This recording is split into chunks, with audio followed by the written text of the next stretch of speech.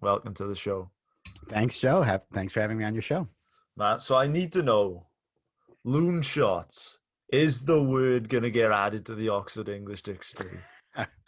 well, you're closer to the source where you are geographically than me, so I have no idea. But it was funny when I was looking around for a title.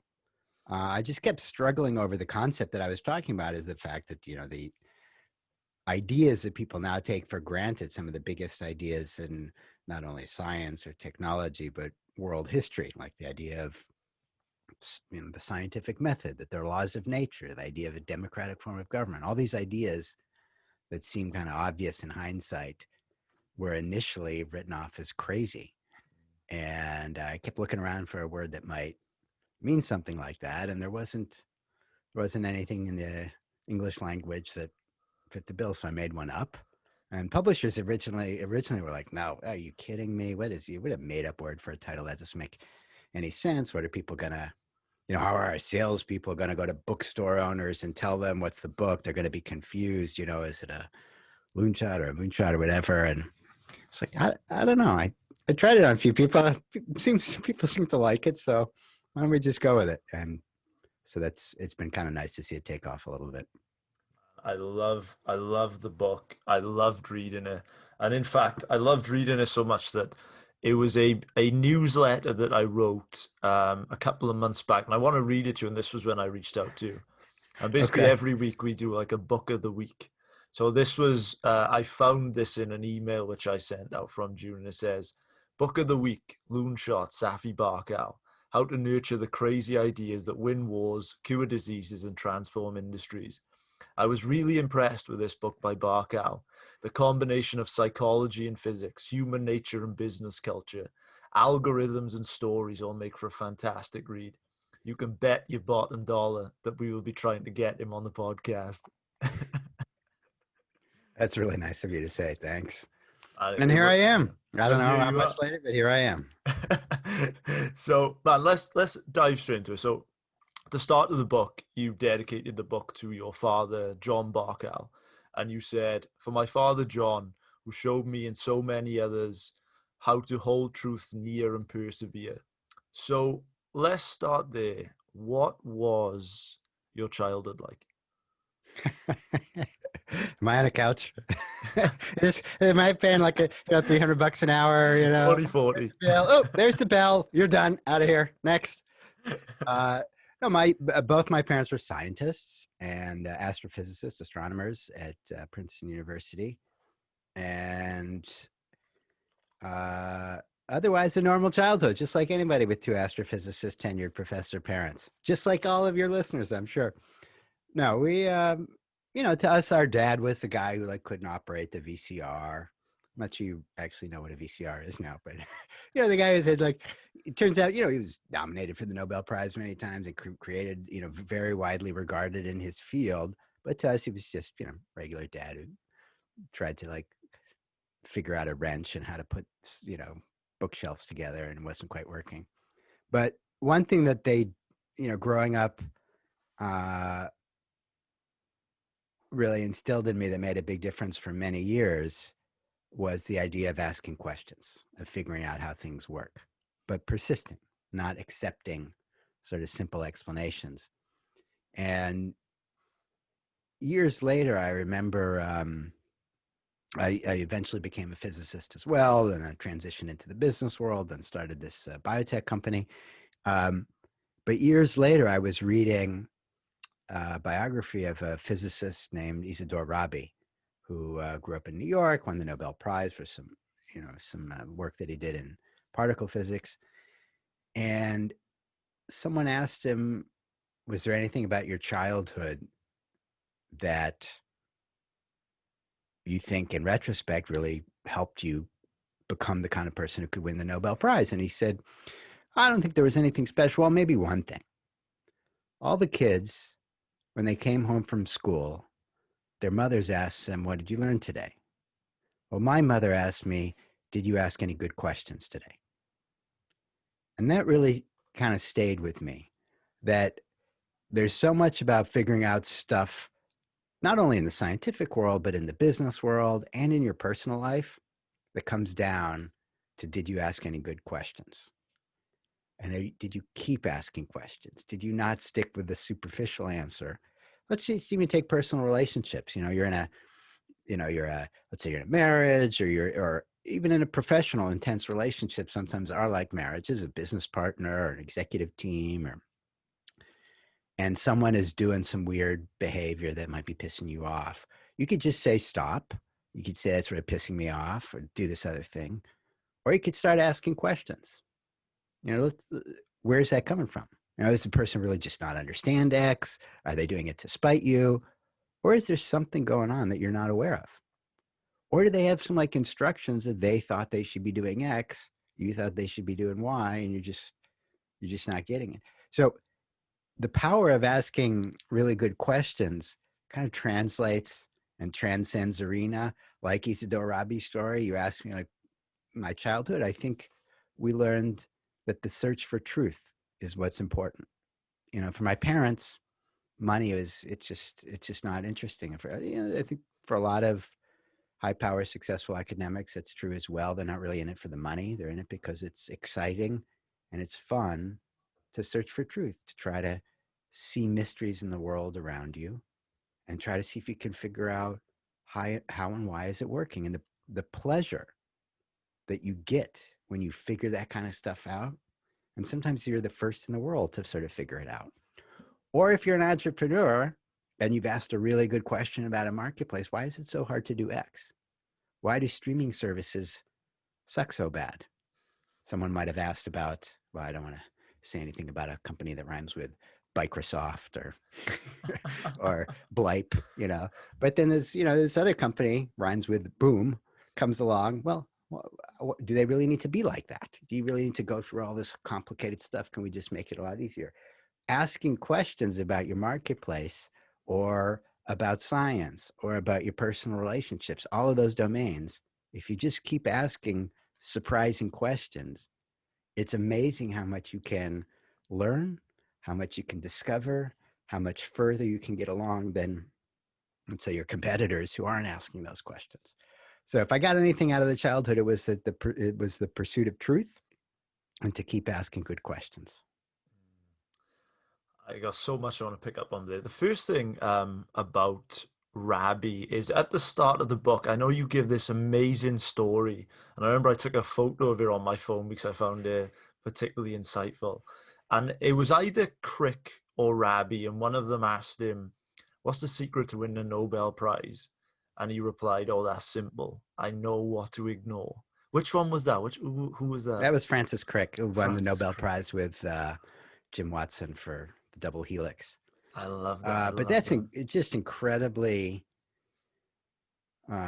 it's so true again. And actually, let's keep with the three domains: business, science, and personal. So in science, that happens just so often. I'm in the middle of a science project right now, and every early stage science project, there are reasons that if it's important, there are reasons it shouldn't work. If there are no reasons that it should fail, it's probably not important. If it seems kind of likely to succeed, it's probably not important. If it seems likely to succeed, somebody else probably did it, or it's pretty obvious to a lot of people. The really important ideas, I think I talked in the book about a scientist I worked with, Judah Folkman, who came up with a new way to treat cancer by blocking blood flow to tumors. I wrote about Kira Endo, who came up with a new way to treat heart disease by blocking statins in the blood. Again, an idea that by blocking the production of cholesterol in the blood, which eventually became the statin drugs, Lipitor and Crestor and so on. All of those ideas seem nuts. They were all Loonshots, what we were talking about in the beginning. Blocking cholesterol is an example. Every cell in your body has cholesterol in it. The cell, the wall, the membrane of a cell, what's it made out of? Cholesterol. Are you going to tell me you're going to put a drug in your body that's going to attack every cell in your body? Maybe it'll just destroy this membrane of every cell. That's absurd. There's no way that could possibly work. But he knew what to ignore. Right? And then there were dietary trials oh, maybe this cholesterol idea, there was these studies a long time in the 60s that said, well, cholesterol is bad for you because if you look at elevated cholesterol in the blood, that seems to correlate with heart disease. So maybe we should eat less cholesterol, less eggs, and so on. And you can still find that in the supermarkets now, low cholesterol foods. Turns out all those trials failed. It made no difference how many eggs you ate. And it turns out years later, people realized most of the cholesterol in your blood doesn't come from the food that you eat. It comes from conversion of sugars and fats into cholesterol that happens in your liver. So it kind of doesn't matter if you eat eggs or not eat eggs. If you eat a lot of sugar, your body will convert it into lots of cholesterol. So, but in any case, as he started working on the project, all these dietary trials with cholesterol failed. And people had tried a few early cholesterol drugs, anti-cholesterol drugs, and they were kind of disasters. Turns out they were bad drugs, that people didn't really understand them, but all these things looked bad. And he knew what to ignore. He said, it's true that those dietary trials failed, but that's not what I'm doing here. I'm lowering production in the liver. Okay, I'm not doing food intake, and those are kind of different. So he knew to ignore that. And then there was these other drugs that didn't work very well. And he said, well, they're not really doing what my drug is. They're totally different things. They're not really blocking cholesterol. So he knew what to ignore.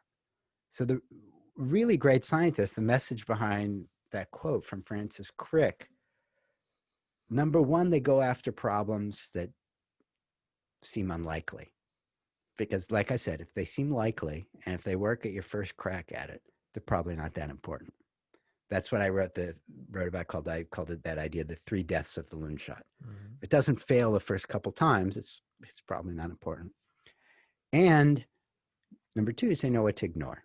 So all the people telling you, all the conventional wisdom, they knew how to ignore that and kind of try to pursue truth, try to ask good questions. Like everybody's saying that, well, what about X?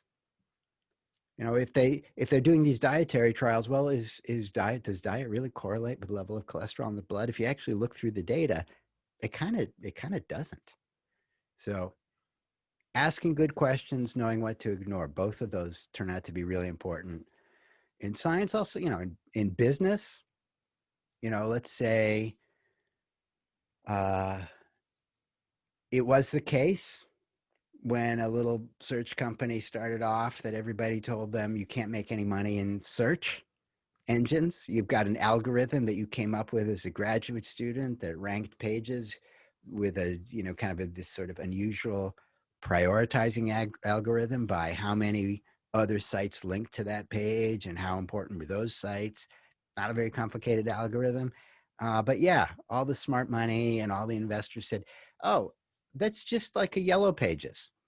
You're probably too young. I don't even remember what a Yellow Pages. I remember Yellow Pages. Only 24, man. It's this thing called a book. I'm hoping you know what that is. It's a book that was actually in the U.S. It's yellow. I don't know what it is in the U.K., but it's just phone numbers. Like, there's no money in Yellow Pages. What do you sell a few ads? Like, forget it. And so most people pass. It's ridiculous. They knew what to ignore. They said, the internet's kind of it's early days. It was the 90s. The internet's kind of a mess. Actually, it was the early 2000s.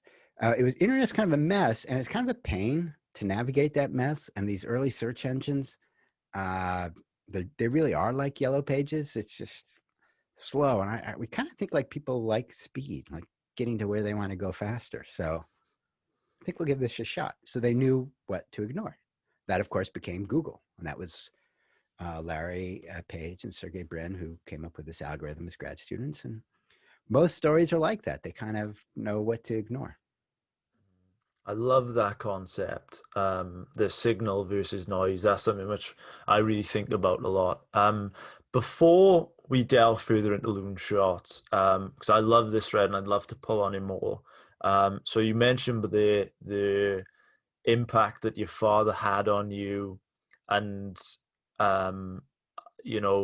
give you that sort of that scientific sort of background and the way to sort of think rationally and logically through problems, and the importance of asking great questions. What will be some underlying philosophies that you will look to instill in your child? Because I know you're a new dad, right?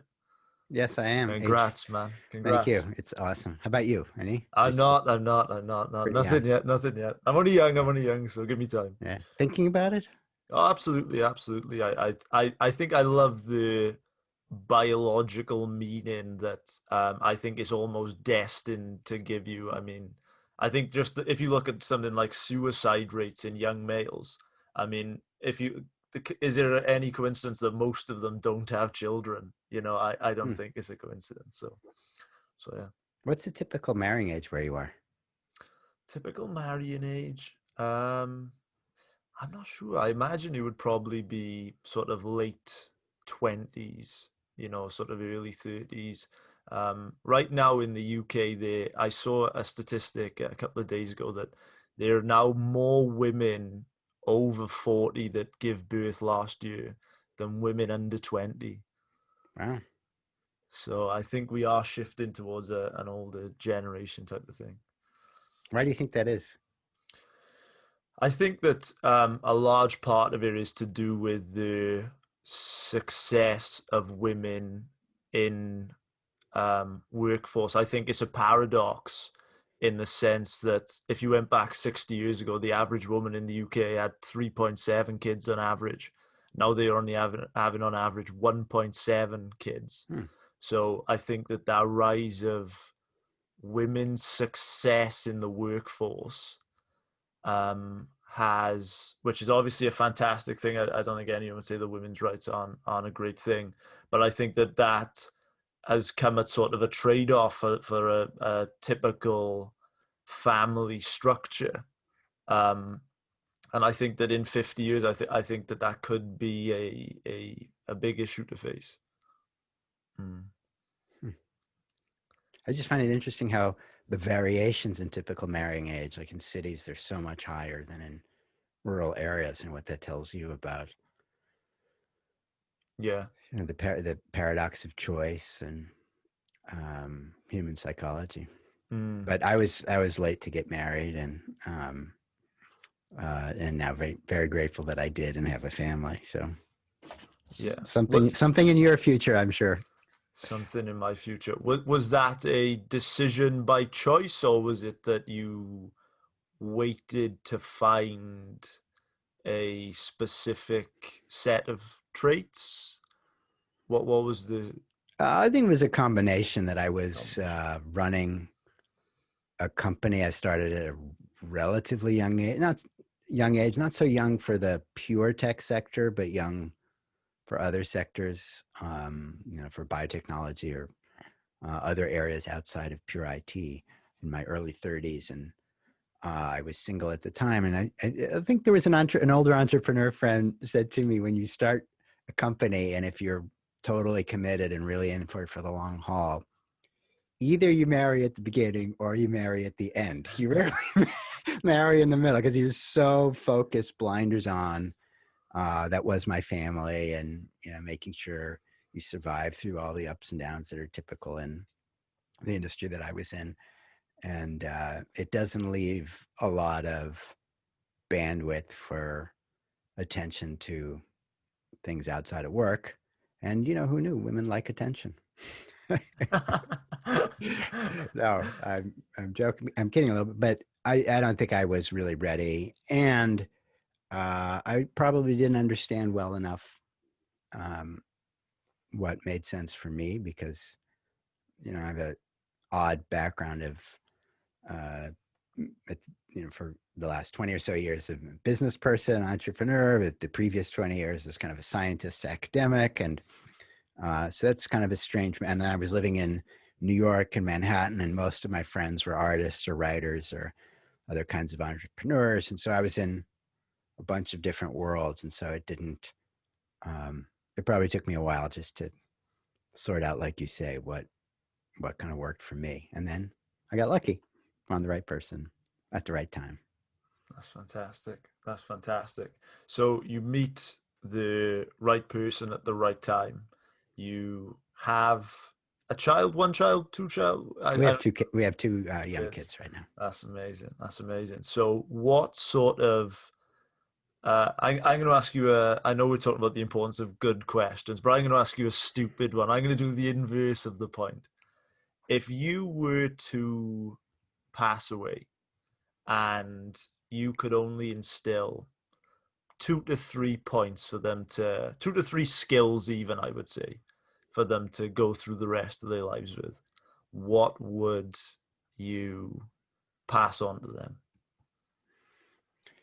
Why would that you even remotely think that's a stupid question? That's a very good question and focusing question, because it forces you to think about anyone who gets that, receives that question, it forces them to think about what's really important to them. So it's a really hard question. I'm not sure I, on the spot, could answer that. I know one thing absolutely comes to mind, which is love of learning, because I think that takes you far.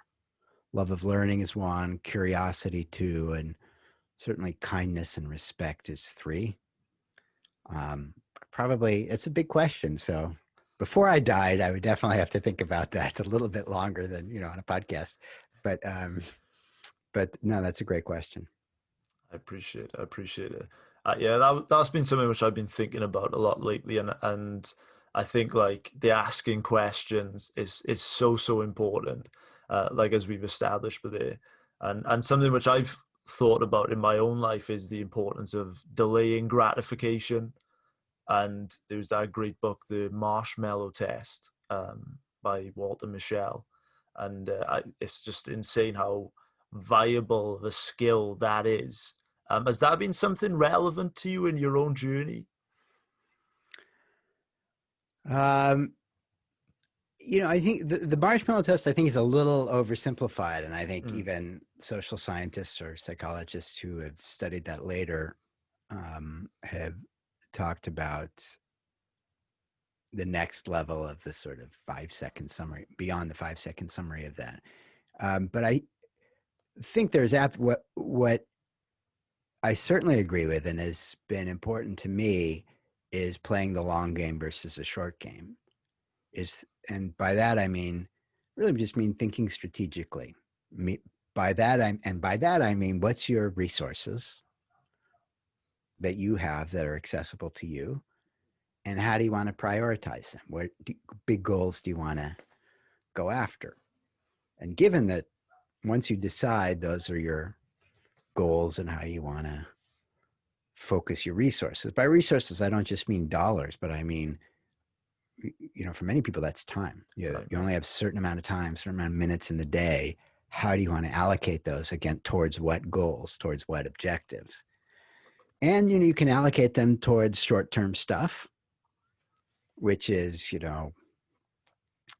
uh, I want to feel good. I want to watch a movie. I want to have a couple beers. So I want to eat a pizza, because it tastes, or I want to eat the 3 bags of potato chips because they taste good. Well, it is going to taste good for the first 45 seconds. That's really short term. But 15 minutes later, after that, you're done with 3 bags. You're not really going to feel good. So that's, you know, uh, having a little fun, but that's, short game versus a slightly longer game. But in life, you want to think about um, short game versus long game as an example, and that applies, in many different areas. Again, we were talking um, science, business, and personal. In science, let's say you're running a research lab. Short game is, well, here's something in this one paper that I read. I could do a little improvement on that. It would take me 3 months and I would have another paper. Well, that's true, but how much do you really get out of that? On the other hand, if you step back and say, if I didn't write paper, do incremental stuff for 6 months, but invested in learning a new technology that none of my peers knows how to use, that might take me a year or 2 years. But at the end of that year or 2 years, I'll be really well positioned.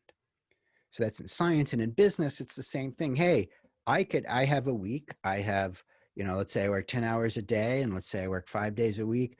I could spend, 80% of those on sales calls. And I could convert the next guy and the next customer, the next customer, and the next customer to buy my product. Okay, well, that's good for the short term because I could get a few more sales. But what happens 9 months from now when a competitor comes out with a product that's actually a bit better, a bit cheaper, and has a bit more features? They disappeared for 9 months and worked hard on a problem. Instead of making sales calls, they just totally doubled down on research and development. And now you're dead because they have a product that's better than yours. So again, there's short-term versus long-term in business. In sports, the way actually the metaphor I often had in my head is a tennis one. I used to play in the competitive tennis in the juniors, and when I was growing up, the big players were Pete Sampras and Andre Agassi. And I remember reading, I think it was Pete Sampras's biography, and he talked about he was this, tennis prodigy, like a lot of these ultimate champions, just doing really great and playing in the 12s or the 14s or whatever he was. And his coach said, listen, I think you're, one of these once in a generation players that has a shot to go all the way, like really win the Grand Slams, be best player in the world. But you're not going to make it with your current backhand. You have a one-handed backhand. You can't win Wimbledon with a one-handed backhand. Grass is too. I'm sorry. At the time, he had a two-handed backhand, and that's what the coach told him. You can't win Wimbledon with a two-handed backhand because your reach is not long enough. The grass is too fast, so you can't reach all those balls that have very high speed. So we need you to switch your stroke. Now imagine you're a champion junior player. So that means you've been playing for 10 years already. Probably start when you're, 5 or something and play until you're 15. And you're just doing fantastic. Your strokes are absolutely ingrained into your head. And now somebody says, I want you to hold the racket differently and hit it completely differently. Well, what's going to happen? You're going to play lousy. So he went out and played and lost like every match for months and months and months. In fact, he didn't start winning. He worked on his one-handed backhand for 2 years. And he lost all the time. He went way down in the rankings. 2 years later, boom, wins number one. A year after that, wins the US Open. A year after that, roughly, Wimbledon. That's playing the long game. So you talk about the marshmallow test. I think of it a little bit more as playing the short game versus the long game, which you want to be. If you really want to do well, you want to think strategically. You want to think about, what are the resources I have? What are the goals I want to achieve? How do I prioritize my resources against those goals? And those are kind of the long-term goals. It's not about, how many pizzas can I eat or how many potato chips can I have? It's about being willing to make some sacrifices in the short term for the long-term stuff, like writing this book. I had to, invest in the research to learn, let's take World War II history. There have been a million articles and books written about World War II history. To tease out, and most of the people who write about World War II history is pretty superficial stuff. It's hard to tease out something that's new. But because of the work that I'd done with President Obama's Council of Science Advisors on national research and getting exposed to kind of the birth of national research in the United States, which is what really helped the US lead the world in science and technology for the last 70 years. And that's, the computer industry, the internet, the transistor, biotech industry. That came out of World War II, came out of the system that, as it turns out, kind of one person really led the development of that system. And I got really curious. And I said, well, it's interesting because that person and the system that he built in World War II to really turn the course of the war. And I don't know why I just don't see that in kind of popular history books and all these movies and stuff It's about other things, and this guy's name is never even mentioned, although at the time it was widely recognized. So I could kind of write a superficial version of that, which would be the short game approach, or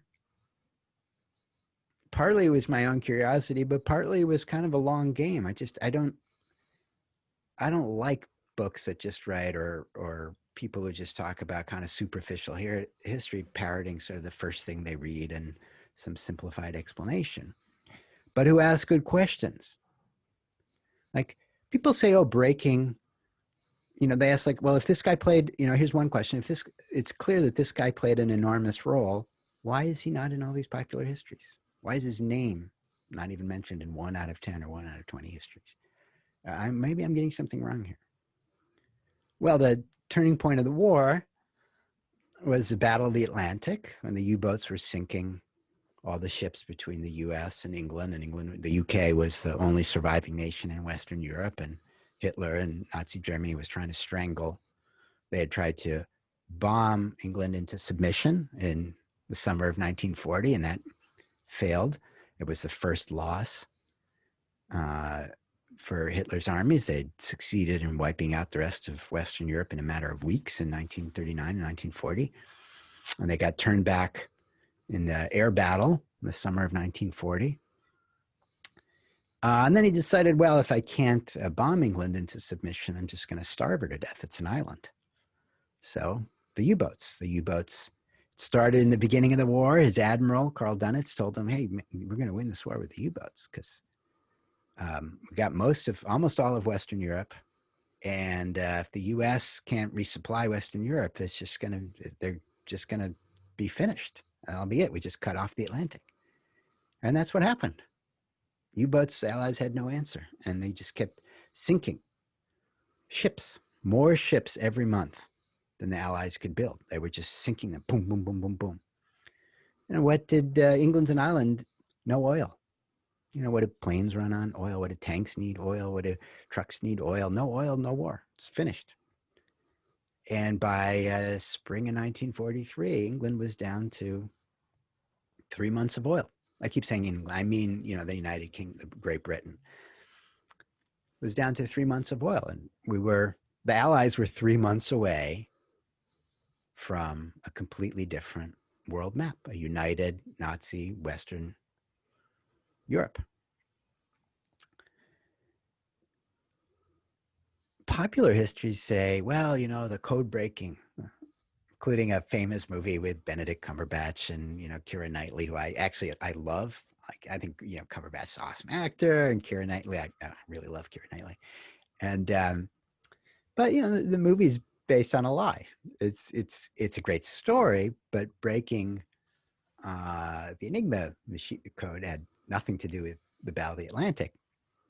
It was left out of that story, and in fact, most popular histories, is the fact that B. Deinz, German intelligence in Berlin, had 1,000 people who had been working furiously on cracking the British codes from 1938 to 1943, and they had done so far better job than the Allies, and they were reading every intercepted British naval transcript in those 5 years.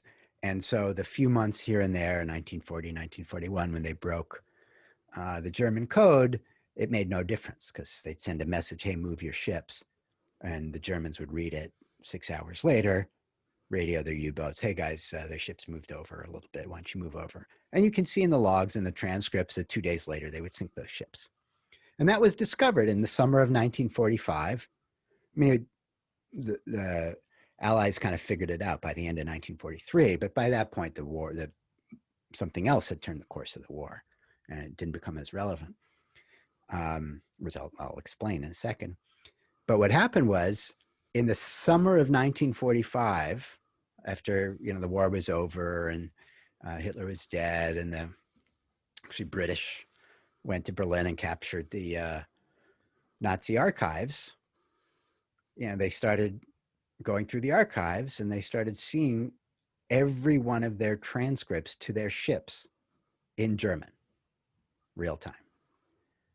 And you could actually read the report. It's now online by the head of British Signals Intelligence, written in the fall of 1945. And British typically have a very stiff upper lip. You know, they're very reserved in their reports and so forth. And you can then read this guy's report, and he's sort of going through, and you can see him reporting on the archives that they've just gotten from the liberated Nazi, headquarters. And then he's going, holy fuck. I don't know if I can say that on a podcast, Yeah, but you could do basically it. it's like, holy shit. Because he was the head of British Signals Intelligence, and he's just reading all these secret signals that we thought were completely confidential. He's reading them in German. And then they interviewed the captured officers, and like, we were reading all your codes for 5 years, from 1938 to 1943. And he's like, holy shit. And wrote it up in a report. And 3 copies were made and were buried for about 30 years. And because obviously that's not a really good story. It's a much less good story than the Keira Knightley, Benedict Cumberbatch version of Bletchley Park and these heroic code breakers and so on. But eventually it surfaced. Now, what happened was the popular histories of the war were written in the first 10, 20 years after the war, and then the other ones just built on those. And so this story grew. But in fact, it really made absolutely no difference. And in fact, it comes down to asking questions, because you can just get a small table. Churchill has these lovely memoirs. Actually, you know what? Hang on. Here, I keep this on my bookshelf. This is Churchill. You see that? The Gathering Storm. Wow. It's incredible. If anybody really loves military history or history, it's totally. He won the Nobel Prize for literature, as some people know. But it's actually unbelievable reading. Yeah, he has a little table. It's not secret. It's like you can look for the data, and you look in the professional papers by military historians. U-boat losses to U-boats by year. 1938, 500,000 tons. 1939, 500,000 tons. 1940, 1 million. 1941, 2 million. 1942, like 8 million. Just exponential growth. Well, if the code breaking, in 1940 or 1941, early in the war, made a difference, why did U-boat losses keep growing? That's a good question. And the answer is because it didn't make any difference. And what happened in the spring of 1943 was something else. A new technology came out with the B-24 Liberator bombers that sailed out over the Atlantic with this thing called microwave radar. And all of a sudden, they could see the U-boats, day or night, fog or shine, and they began shooting them down like shooting fish in a barrel. Within 6 weeks, U-boat losses fell 95%. 6 weeks after that, Karl Dönitz, the head of the German Navy, who had correctly said we can win this war with the U-boats. Had they started a little earlier, it would have been a very different war with the U-boats. Issued a radio blast across the Atlantic. All remaining U-boats withdraw. The Battle of the Atlantic has been lost. He'd already lost a third of his fleet in just 6 weeks. More in the 6-week period than in the entire prior war. In a year in the entire prior war. And so that was it. At that point on, from that point on, the outcome of the war was more or less inevitable, as Churchill and Roosevelt knew it. Both Churchill and Roosevelt, who were writing each other privately, but also recorded later, they recognized that the U-boat was the most serious threat of the war. And when that was done, the outcome of the war was essentially inevitable. So that comes back to asking good questions and long game versus short game. I wasn't able to pull together that whole story until I'd really spent months and months and months of getting past superficial histories, going to the Library of Congress, getting, here in the US and getting recorded transcripts, because the story that radar was invented in Britain is not quite the right story. In fact, it was actually much more complicated and much more interesting. But again, you have to keep asking questions. That was one thing we talked about. And you have to be interested in the long game versus the short game. And for me, the long game was getting to the truth, getting to a more interesting truth than you usually read about. And for me, that was partly my own curiosity. I want to understand what happened. And this stuff just didn't add up. Like the stuff I was reading, it just didn't make any sense. And eventually I realized this is a third lesson or message or framework, and that's the power of dwelling in borders, of going between worlds. So many historians, if not most historians, were either professional journalists or professional students of scholars of history, but they're not trained in technology. They're not scientists. Now, most scientists who understand science aren't trained in history and aren't trained in digging, and very often don't have the luxury, which I admit I had, to invest a year of just reading and learning and understanding and speaking with experts and asking questions. So I was lucky in that I was able to go from the science world, where I understood some of the basic elements of the science involved, to the entrepreneur, the business world, or the organization world, which is what Vannevar Bush, who's the person who put all this system together in the United States, created. So I was able to kind of understand where he was coming from, because he was not only an academic and an engineer and a very talented scientist, but he was a brilliant leader and organizer. He was also an entrepreneur. So because I had spent time in some different worlds, I was able to see or make some connections between different worlds. You know, if I'd grown up as a pure professional historian, I just wouldn't have had the background to understand the science stuff. And if I only did science, I don't think I would have had the background to understand what it was that Bush did and how he organized and what an achievement, why the military kept resisting his ideas and suggestions, all these crazy ideas like microwave radar or something called the proximity fuse, which made a huge difference. It allowed missiles to, you know, if you're firing an anti-plane gun, it allowed missiles, you didn't have to hit the plane, you could just be anywhere near it. It improved accuracy by 10x. That turned the course of many, many battles in the latter part of the wars. So, the power of dwelling in borders, of having a different, somewhat diverse background or experiences that you could pull in, is a resource. And if you're willing to play the long game and pull on those different threads, you can really do something very interesting. I love the Sorry, but I cons. got off on a long story there. I don't know Man, where you wanted to go with this podcast, but that was uh, amazing. That was amazing. I think that the two by the way, I don't things. mean to interrupt, but of course, just for the people who are listening who want more of that story, there's a lot.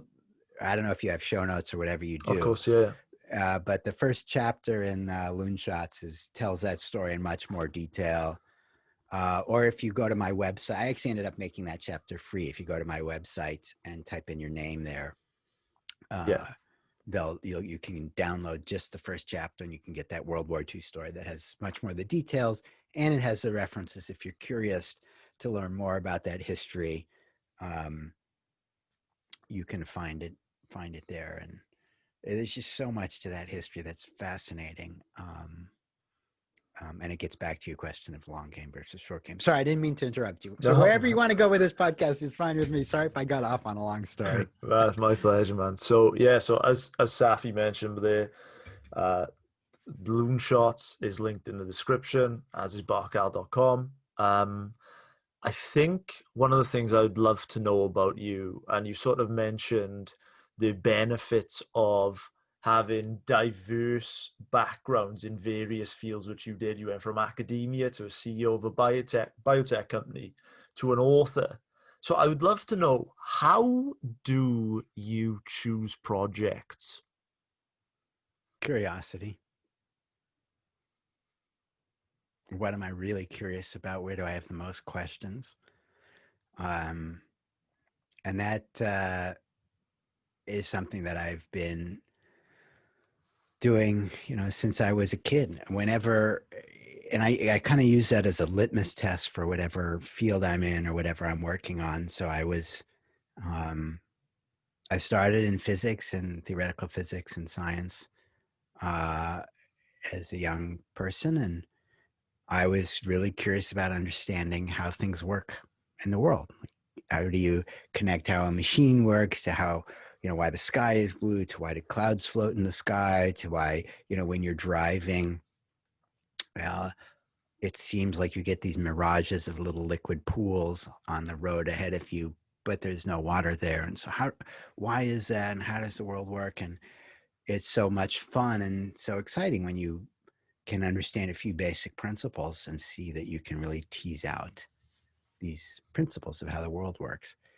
And then I started getting, I went many years in physics, but in I was in this area called particle physics, which is the science of the very small, what's inside atoms, what's inside protons and neutrons inside atoms, what's inside the quarks, if anything, that are inside protons and neutrons. Um, but that field has a little bit gotten stuck. And after years of working in that field, um, I was getting less and less curious uh, because it just also didn't seem like there would be a lot of progress. And I liked solving real puzzles and mysteries. And that field had become a lot more mathematical.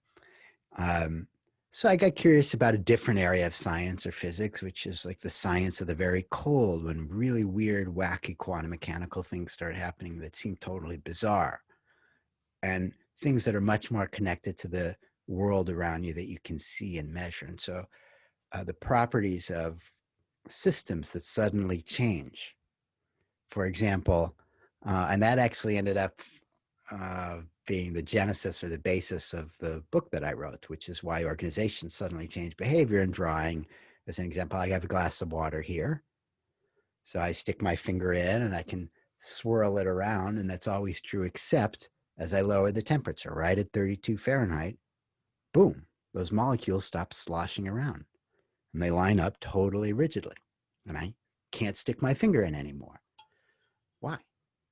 How do they know to suddenly change their behavior so dramatically? So, what is fascinating is the answer to that question is what helped the Allies win the Second World War, is what Vannevar Bush used in thinking about how to innovate faster and better inside a 2 million person organization, is what ultimately helped the US lead the world in science and technology as the nation adopted a lot of his ideas after the Second World War, and gives you a whole new way of thinking about designing and building better companies, organizations, systems. A whole new set of rules that you can use in practice come out of that idea. So that was sort of the genesis of that book, and that of the Loonshots book. But that traces back to stuff that I'd learned as a scientist, as a physicist. But I just kept following my curiosity. If I just stuck in that one area of physics, I started to lose my curiosity a little bit because the questions felt very similar over and over. So then I got curious. Well, I've been at a university pretty much since I was born, about 30 years old, and I haven't set foot off a university. I'm a little bit curious about this thing called a job that a lot of people seem to have, where they go into an office building and they do something, and then they get this thing called a paycheck. And I'm like, that's really interesting. I understand, writing grant proposals and refereeing papers, writing equations, but what's this thing called an office building? And what do they do there all the time? That just seemed really mysterious to me. And how does that, I just sort of ran, I'm a scientist, so I looked at the numbers and I realized, I think kind of like 99% of the people in the world do that and are not in universities and are not professional physicists. That's interesting. I wonder what they do every day. Okay. How does that make the world go around? Like, who pays them for what? And then who pays those people? And so I got curious about that and how the world works. And that was sort of fun and interesting. And so I joined a consulting firm that takes crazy people like physicists in and teaches them stuff about how to solve problems in the business world rather than the science world. It was a McKinsey management consulting firm called McKinsey in New Yeah. York, and they were experienced at taking in sort of non-traditional hires, someone who's not coming from a business school or a law degree or something. And I was like, oh, this is awesome. People are going to pay me money and they're going to teach me stuff. It's the opposite of when I was in school. Like I had to pay a lot of money for people to teach me stuff. Now they're going to teach me stuff and they're going to pay me and feed me and like give me nice clothes and stuff. So like, this is awesome. And it was a great learning experience. And you learn, I mean, not only from books, but from working very closely with some very impressive managers and leaders of some well-known companies and organizations, and going behind the scenes. And I would say the most important thing you see there is not what they do right, but what they do wrong, because you learn a lot more from mistakes than you do from things that go well. So when you're behind the scenes and see it every day and talk to people sort of openly and candidly, you learn about what did they wish they'd done differently, where did they feel like they made mistakes, and you learn a ton from that. So that was good learning. But then was I really curious about solving other people's problems and, and telling them about it? Not really, actually, after a few years. I was more curious about what, can we create can I, working with some really impressive scientists, bridge the gap between the science world and the business world and do that in a way that benefits people. And at the time, my father was sick, and everybody experiences somebody with cancer or some terrible disease, and the idea that I could possibly make a difference in giving people on Earth more time with their loved ones, that just felt very satisfying in a way that nothing else I'd ever done felt. Pursuit of truth is exciting and fun.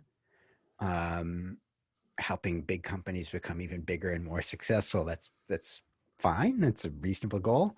And I learned a lot, but this felt really emotionally powerful and significant and very motivating. And I was just very curious about how can I get this done? How can we put together a team and raise the money and find the right science and develop the drugs and do what we can do to make a difference in, especially in families and loved ones, giving them more time with each other. So that was fascinating and powerful and emotionally very compelling. And but in all of those changes, kind of a common thread was curiosity. What did you learn about yourself from working in cancer research? What did I learn about myself? Hmm. Um, well, there's so many things you learn the first time when you start a company when you're young. Um, and in fact, when I first started, one of the things I did was go around and ask every intelligent, thoughtful person that I knew, especially older, successful leaders, what did they wish they'd done differently? And so, you learn as a leader or a manager, you learn a ton of stuff that you know by the second half of your time that you didn't know at the first half of your time. And it's pretty standard that you make every mistake under the book. And I was no exception. I made, every standard mistake under the book that you could possibly make. I was very fortunate that I had a group of people around me who were super supportive, who were equally excited about our purpose, our mission, and were very patient with me and very tolerant of me and gave me a lot of support and good advice over the years that helped me grow. I learned A ton of it's hard to pick just one, but certainly, one of the things that has sort of is clearest to me in hindsight is that someone who starts in that world very coming from a science base, as I did, and coming from a style of thinking that's kind of more logic driven. Here's a rational argument why this makes sense. That didn't always work in leading and inspiring and motivating people. But I'd actually played a lot of sports as a younger guy, and including some team sports. And it took me a while to make the connection. In team sports, it's not really about, the logic. It's about connecting with people, speaking to their heart, and getting them fired up about your big goal. Your goal is to win the game or the championship. And that was something that one wanted to carry over. And there were ways of doing that. And so as a young guy, I didn't have a lot of patience for people. And I just focused on, look, here's the logic. If you don't get it, why don't you get it? Let's walk through your arguments and shoot them down one by one and move, go. Which is not an uncommon approach of kind of driven younger entrepreneurs who come from more of the logic science background. But over time, I learned to. I remember there was an old friend of mine, and we were in a small group, and we were talking about our stuff and things we were going through. And I remember he said, "Safi, your thing is you lead from the head, not from the heart. And you have a big heart. Just show it." And I was like, "Oh, huh. Lead from the heart, not just the head. That kind of makes sense." And that stayed with me for a long time. Lead from the heart, not just the head. Listen to the music behind the words when people are talking with you. It comes back to asking questions on the personal side and relationship side and communication side more than just the fact side. What is the music behind their words? If they're talking about their salary or their compensation or their project, and you're not getting it, something's not really adding up. There's something else going on.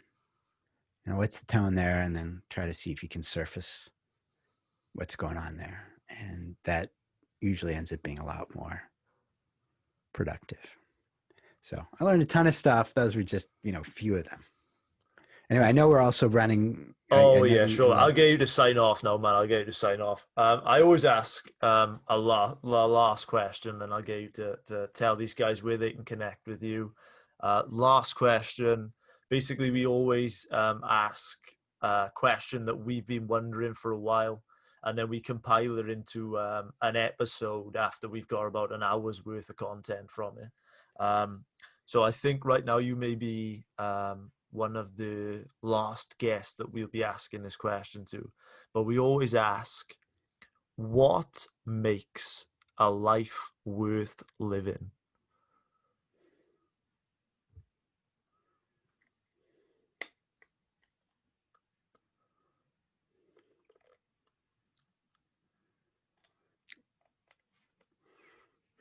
What makes a life worth living?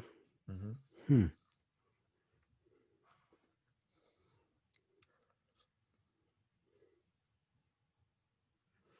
I would say three things. One, being surrounded with love. Two, elevating others around you. And three, improving yourself. Never stopping to continuously improve yourself. I love that, man. Tell these guys where they can connect with you, and tell them if you've got any closing messages. If you go on my website, loonshots.com, you can sign up there. I have a newsletter, that Loonshots letter, that comes out once or twice a month with stories, kind of like the stories we've been talking about. And you can get that free chapter there. And I'm on all the usual social media stuff that you can find there as well. Everything will be linked below. Safi, man, this has been unbelievable. That I've thoroughly enjoyed this so much, and I really cannot thank you enough for coming on the show. I love speaking to you. That was great. Thanks a lot. Thanks for having me on, Jeff. Really appreciate it.